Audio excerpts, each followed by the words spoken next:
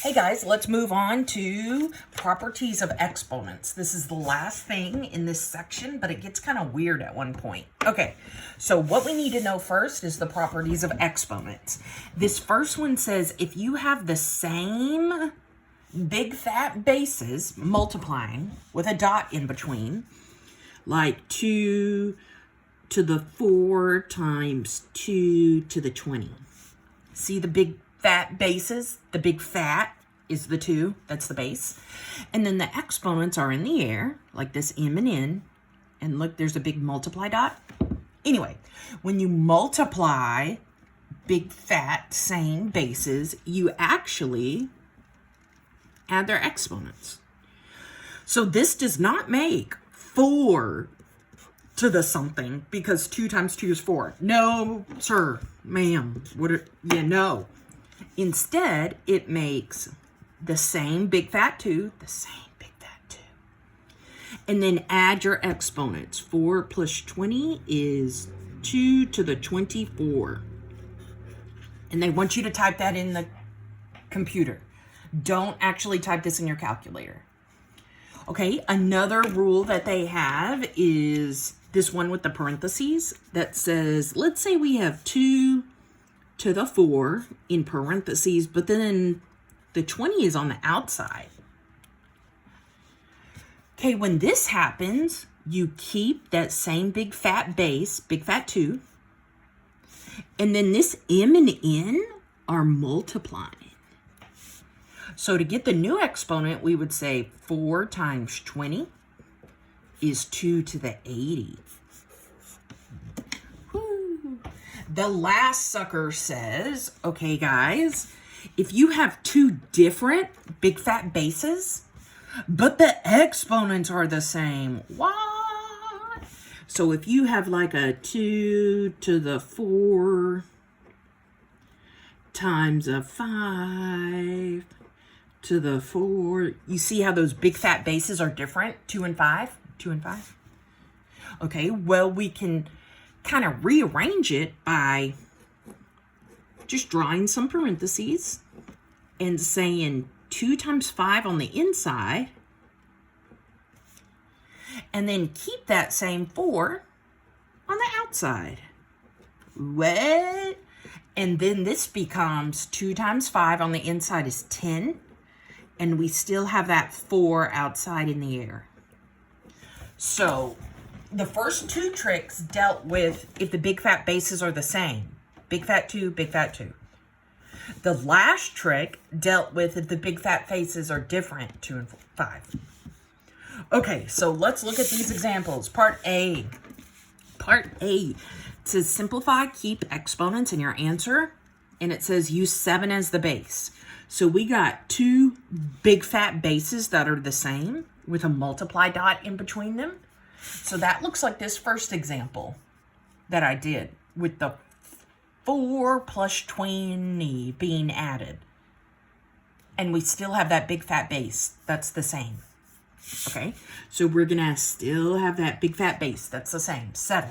But then we're going to add the exponents. 9 plus 4.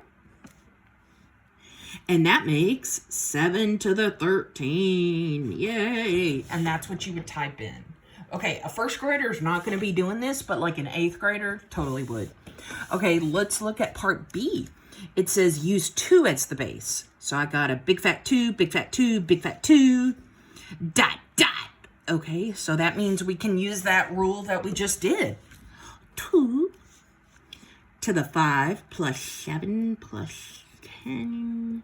That makes 2 to the 22? 12 plus 10. Yeah, I feel weird. Okay, 2 to the 22.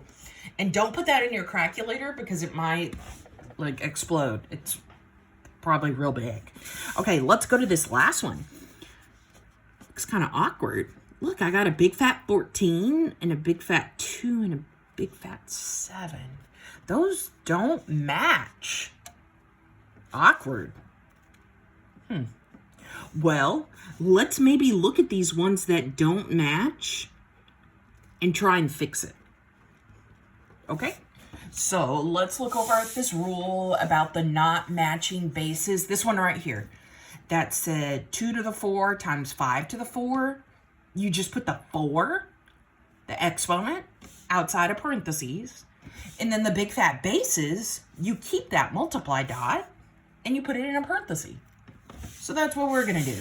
For these two suckers that don't match, holy gatos, their exponents match. So what we're going to do is draw some parentheses. We're going to put that exponent 12 outside. And then we're going to take that 2 multiply dot 7 and put it on the inside. And then let's see what that is. 2 times 7 is easy. It's 14. To the 12 exponent, that's not easy. So just keep it that way. Okay, now let's bring down. What was our other sucker? This one? Yeah. So we haven't touched this 14 to the 12 here. And then I'm going to go ahead and bring down that other multiply dot after that 14 to the 12. Okay, so now these are being multiplied. I know there's a parentheses, but if you want to, I can take away the parentheses because we did everything inside. Okay, now let's see what happens. This looks like part A and B, only kind of janky. Look, our big fat bases are the same. 14. Yay! So all we're going to do is that first trick where if your big fat bases are the same, you rewrite that big fat base and you add the exponents. So our big fat bases are the same, 14. And we're going to add the exponents. 12 plus 12 equals 14 to the 24. Huzzah! Do not put that in your calculator. It'll overload it. Okay, let's look at D. D looks kind of frightening because all these numbers are different. Poop. So all the big fat bases are different. Darn.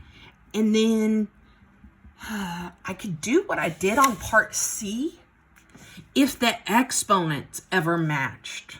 But look at these exponents. They don't match. So we're going to have to get creative. We're actually going to be using this second sucker, this second trick that says